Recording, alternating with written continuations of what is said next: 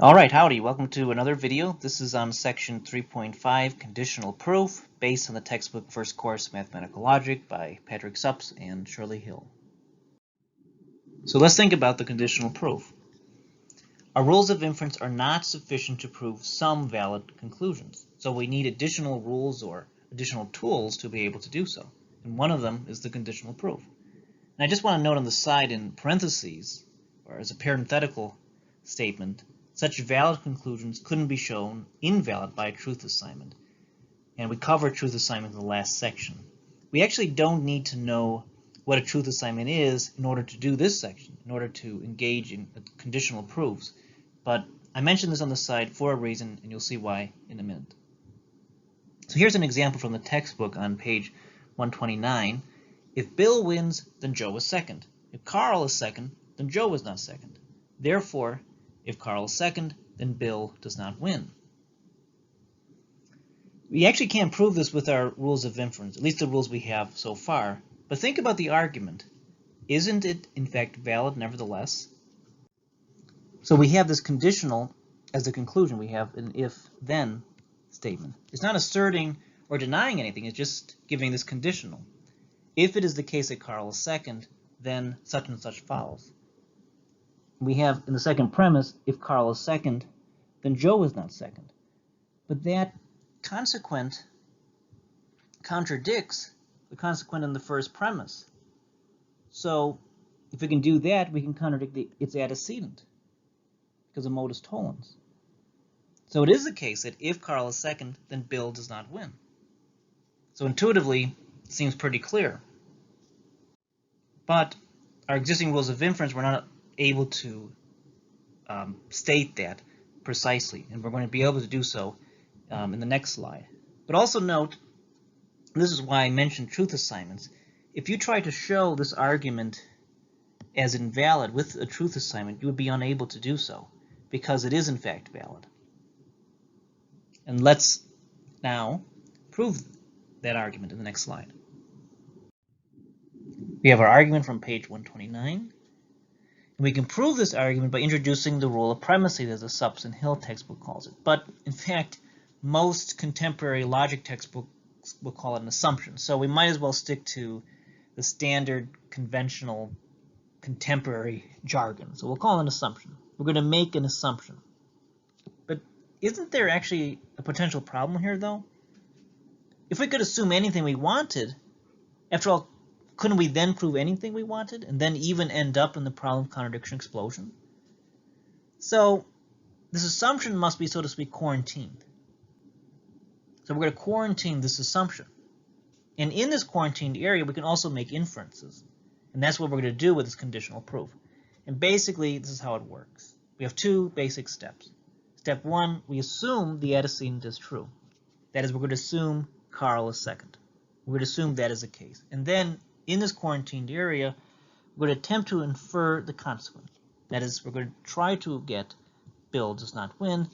And if we can do that, we can then say that it is the case that therefore, if Carl is second, then Bill does not win. So we assume the wanted to be proven conclusions antecedent as true. And then in this quarantined area, we attempt to infer the consequent of that conditional. And if we can do that, we can really say that the conditional does in fact follow. So let's look at that example. We'll write this in symbolic notation. So we have the first sentence as a premise, if Bill wins, then Joe is second. So if B, then J. Second premise we have, if Carl is second, then Joe is not second. So if K, then not J, and from that, we should be able to say that therefore, if Carl is second, then Bill does not win. If K, then not B. For our third line, then we'll make the assumption. We're going to assume the antecedent, so we'll assume K. And we're going to put this in a box because we're under quarantine. We're going to assume K is the case. In a way, because this is an assumption, we could say the assumption is kind of equivalent to a conditional, right? The assumption is, K is the case. We're not saying it is or it isn't. What can we get from that? Well, if K is the case, we can get not J by modus ponens from line 2. So we can get not J by modus ponens with lines 2 and 3. And we're still under quarantine, so we put this in a box. But if we have not J, we look at the first sentence, it's contradicting the conditional is consequent, so we can get not B from that, contradict the antecedent. So our fifth sentence will be not B by modus tollens with sentences 1 and 4 under quarantine. Well, look here. So we assumed K, and then we got not B out of that assumption. So for our sixth and final sentence, outside of quarantine, we can get, therefore, if K, then not B by a conditional proof, sentences 3 to 5. Therefore, if Carl's second, then Bill does not win. And notice that this is a conditional, of course, right? And our assumption is K. And from that K assumption, we could get not B. So that's why this conclusion does, in fact, follow. What's going on in that quarantine is a conditional in a way, isn't it? Because we're assuming K. So it's kind of like if K. If K, then, well, not J will follow and not B will follow. So this conclusion makes perfect sense, and we have, in fact, justified it. Ideally, those symbols should represent something. So here's a material example. This is not just a game of symbols. Either the witness is not telling the truth, or Brown was home by 11. If Brown was home by 11, then he saw his uncle. If he saw his uncle, then he knows who was there earlier. Therefore,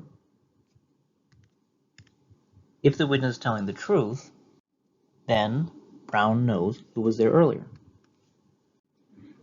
Just by our mind's eye, I think this seems intuitively obvious it is valid, but let's prove it. For sentence 4, we see there's a hypothetical syllogism. So we'll say, if B, then E. This is from sentences 2 and 3. And now we'll make our assumption. For sentence 5, we'll assume W.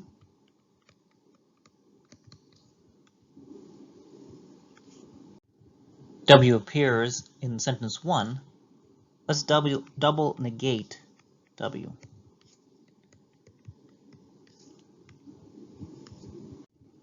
Now we can get B by disjunctive syllogism with sentences 1 and 6.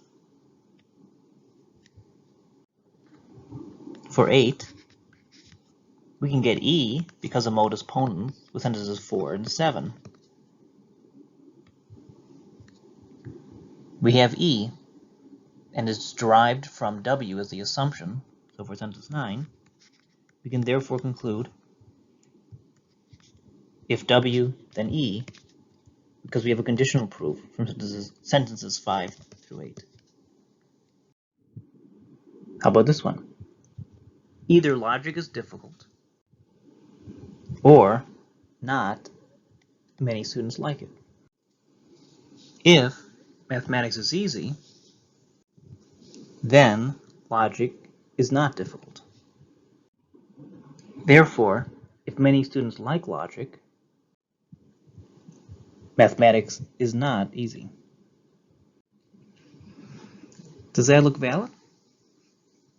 I think what's difficult here that doesn't seem immediately obvious that it's valid is that there's all those negations. And that's what often trips us up. Let's think about this more. If we can't work this out in our mind's eye, we'll go to our writing of the proof. We want to prove a conditional, so we'll do a conditional proof in this case. So for 3, We'll assume the antecedent.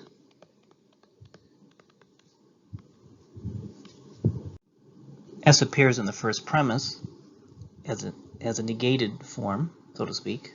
So for sentence 4, let's double negate S from sentence 3. Now for sentence 5, we can say L, because we have a disjunctive syllogism with 1 and 4. L appears in the second sentence. It's negated in the second sentence, so let's double negate L from the fifth sentence. And now we have a modus tollens situation. So we can say not M by modus tollens with sentences 2 and 6. We ended up with not M. We started with the assumption S. So for sentence 8, it does in fact follow if S, then not M by conditional proof with sentences 3 to 7.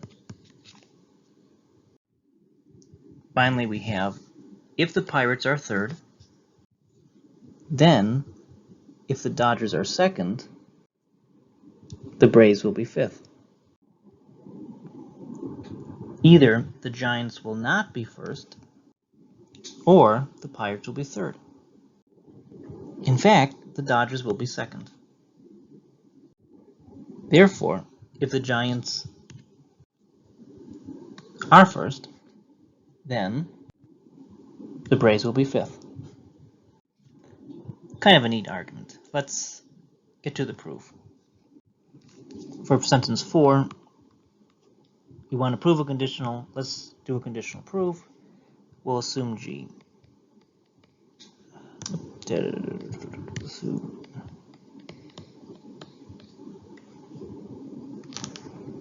G appears in the second premise. Sentence 5 will double negate G.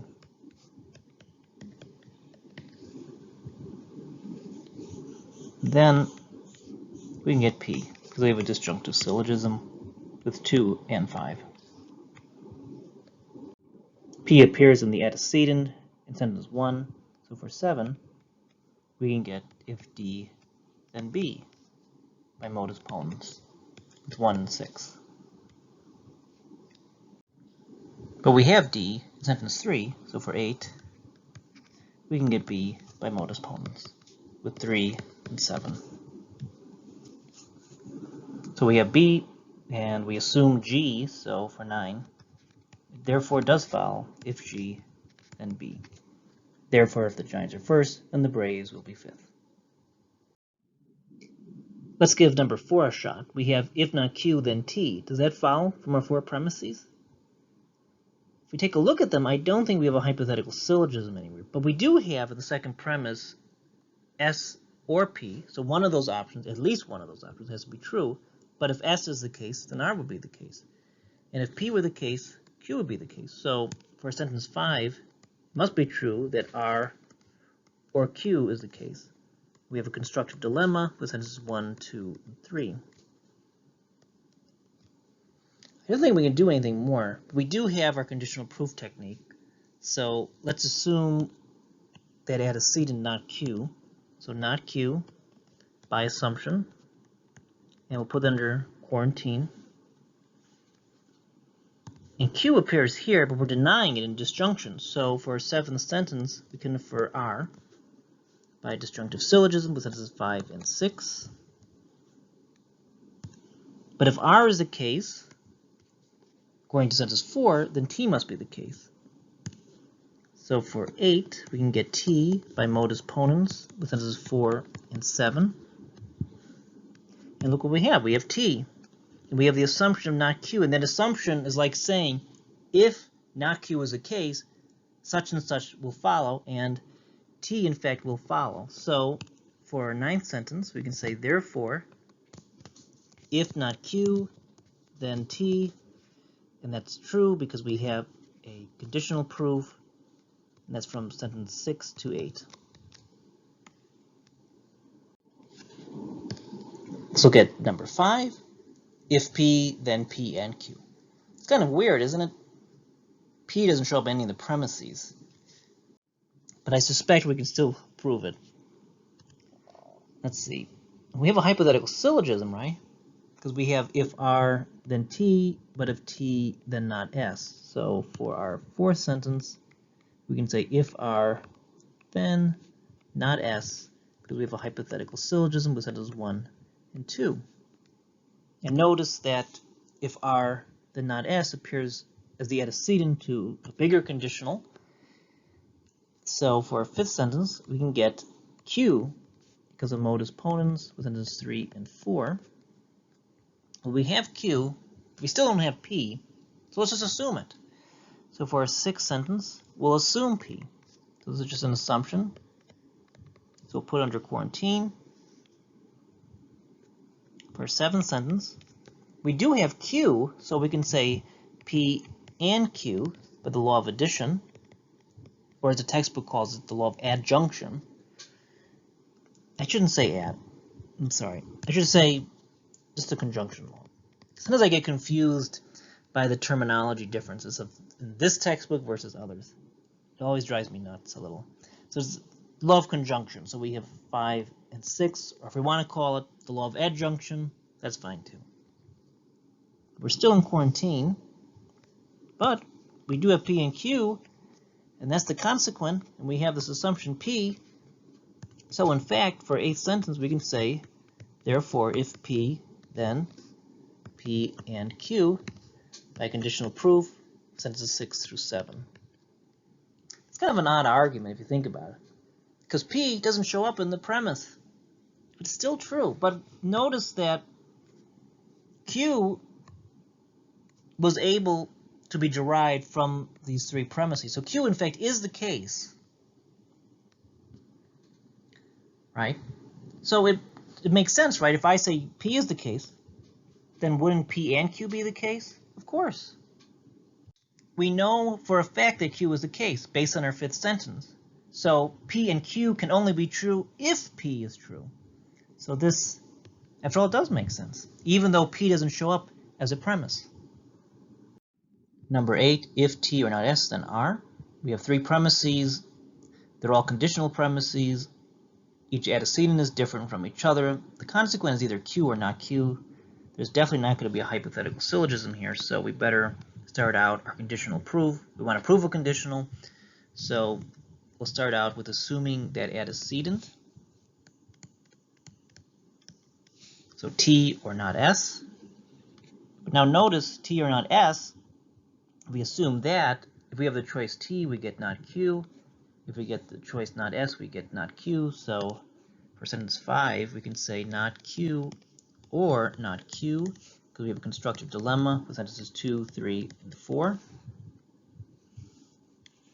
Not Q and not Q will just get us not Q by tautology. And now we have not Q that denies that consequent in the first conditional. So we could deny the antecedent. So for 7, we can get not R by modus tollens, sentences 1 and 6. Not R is the same thing as R by double negation. 7. Well, we assume T or not S. So if that is the case, T or not S, then R would be the case. So for sentence 9, we can get, therefore, if T or not S, then R by conditional proof with sentences 4 through 8. And number 9, we have T implicates not parentheses P or Q, close parentheses. So I think what we should do is just, again, start out, this is sentence 4, just by starting out by assuming T. And if we do that, because of modus ponens, we can get S and R. Sentences 3 and 4. And then we can simplify, get S from sentence 5. And notice that S appears here, but it's not S, so we're going to want not S to deny it. So we'll say not S, which is a double negation of sentence 6. Now we can say not P is the case because we have a disjunctive syllogism with sentences 1 and 7. I think we should again engage in some simplification for sentence 5. So for 9, we'll get R.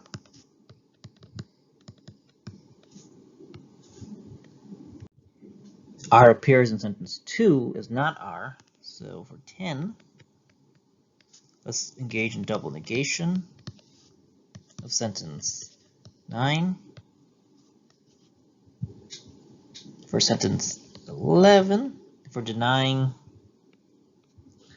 not R there, in sentence 2, we can say not Q by modus tollens, sentences 2 and 10. Notice that we want to prove a conditional with the consequent P and a Q in there. Well, it's P or Q, but let's see, we have a P in sentence 8, and here we have a Q. So let's combine them. So for sentence 12, we can say not P and not Q. This is a law of adjunction, or also called the law of conjunction. So let's say we're joining 8 and 11. It's not exactly, of course,